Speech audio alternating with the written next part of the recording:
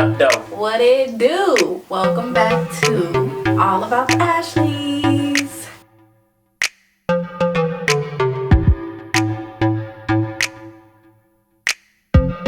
I'm Jill. And I'm Greg. And today, what are we doing, babe? Talking about marital questions. Yeah. We do seem to get that a lot, though. Yeah. Well. Because when people realize how long we've been in each other's lives, they be like, dang, and y'all still married and y'all young? Yeah. Boundaries. We have to what? Protect our marriage. Alrighty. So let's get started. Okay. So, what about you, babe? What do you feel like is the most important boundary that we have created within our own marriage? Something that we didn't do before. What? Is actually communicating before making a decision. Or basically speaking to everybody outside of our home instead of speaking in home first, if that makes sense. Yes. Agreed. But I feel like that's the thing, about marriage, though. It's like you have to learn how to combine two completely different human beings and make it one. So, like, the way he was raised was much different from the way I was raised and vice versa. So, it's me trying to take what I've learned and what I'm accustomed to and figuring out how it works best for us and our family. So, I think that was, like, our biggest challenge. It was a problem. We had to get used to learning how to talk to each other first. Well, yeah, because your family's open.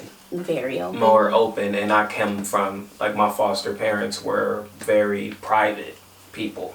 Yeah. And, I mean, I've been there since I was 9, so that's what I was accustomed to, being a private person.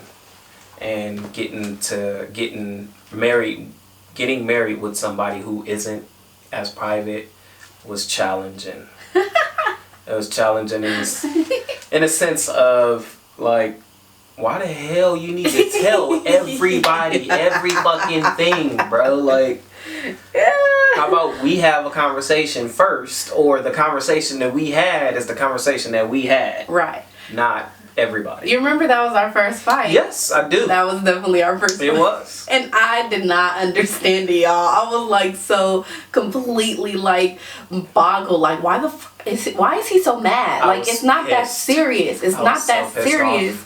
And he was highly upset. It was like really our mad. First big argument, because he talks about it now, and I think I've made you more comfortable to talk about it. I think because I feel like I kind of made myself more comfortable because I've known my best friend just as long as I've known you, but I didn't tell her until I had to, because we were applying at UEI College, and then they asked for the financial aid if you've been in the system. And I said yeah. She kind of looked at me like, what? And I was like, damn, I thought I told you. And then when we got back to the car, we had a conversation about it. But yeah, I don't know. It's just not something that I opened a conversation up about. Like, right. And I didn't think it was anything like that big, I guess, because I grew up with not my mom and my dad in the same home, but I have both of my parents. They're very active in my life, and then my dad's side of the family is super big, and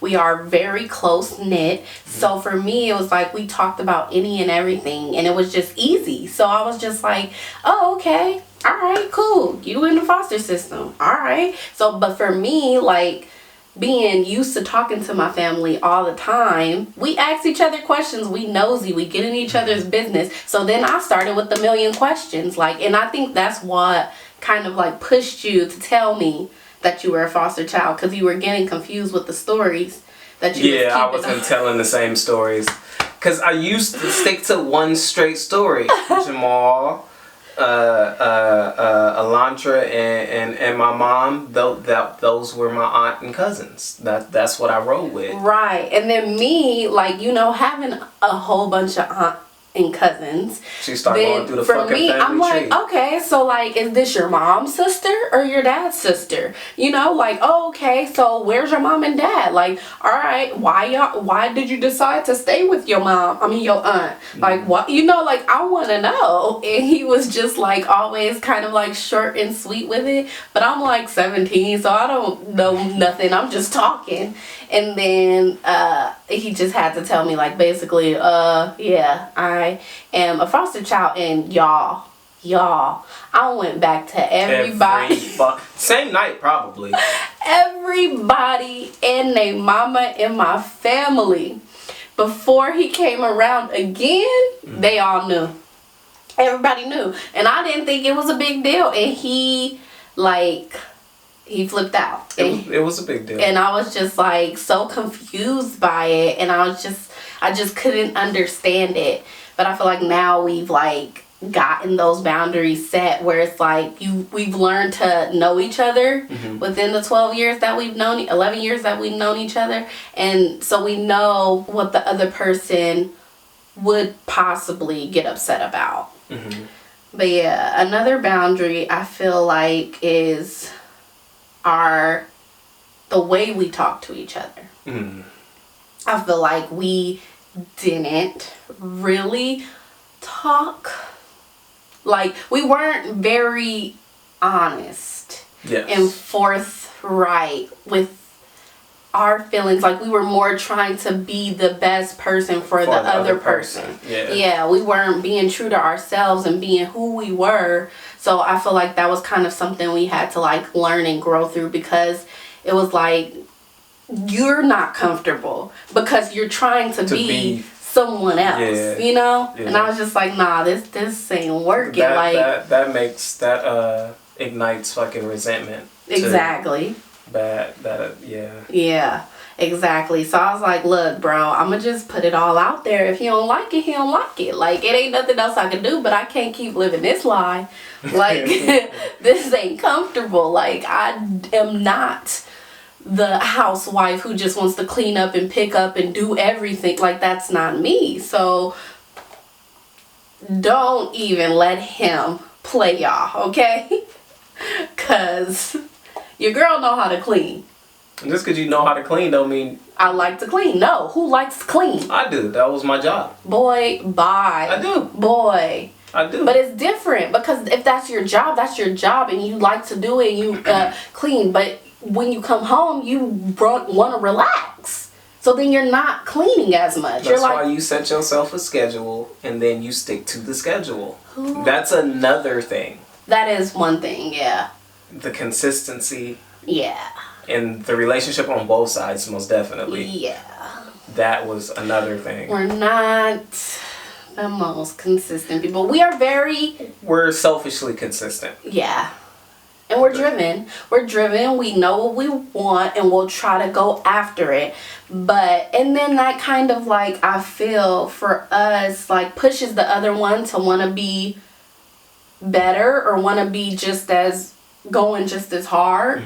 Like, especially like with our fitness goals and stuff, if we see one person is like really doing their meal preps and doing it and getting the results, the other person be like, oh heck yeah, I need to get back on mine, you know? So it's kind of like our little give and take, I guess. Yeah. That we push each other to do those things, but it's not always consistent. But I feel like that's everybody.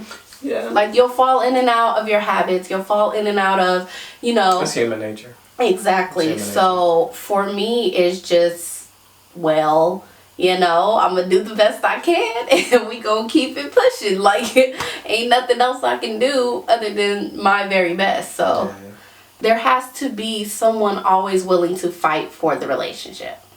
Now, what I mean by that is, like, our boundaries that we set up is that we basically we won't give up until both parties have, like, tapped out. Oh, so it's a mutual separate. Yeah. Mutual separation. Yeah. Like, I think there's only one time we've broken up and... Like, actual broke up? Yeah. And then, so...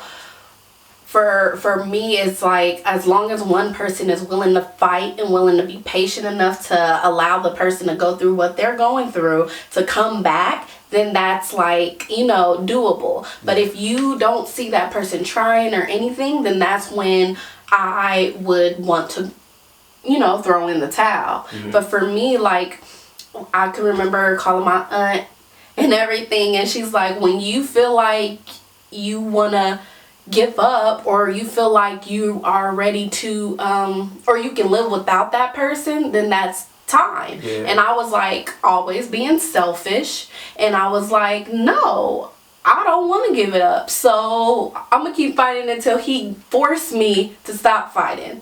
Or and I feel like it's kind of vice versa, but I feel like it was only one major time where the roles were reversed. So damn, that probably make me seem like I'm the one who got all the issues. Don't leave me. Stay here. Lock and key. But yeah, I feel like that was a big boundary for us, is being able to allow the other person to be in their feelings and have their emotions and be irritated and it not go like so far left. That's our take on boundaries with marriage and how we've navigated through them. So if you like this video, please don't forget to subscribe and like this video, comment if you want, and hit that that notification bell, so that you'll be ready to watch our next video. We love you guys. Thanks for watching. All About the Ashleys. Bye. Bye.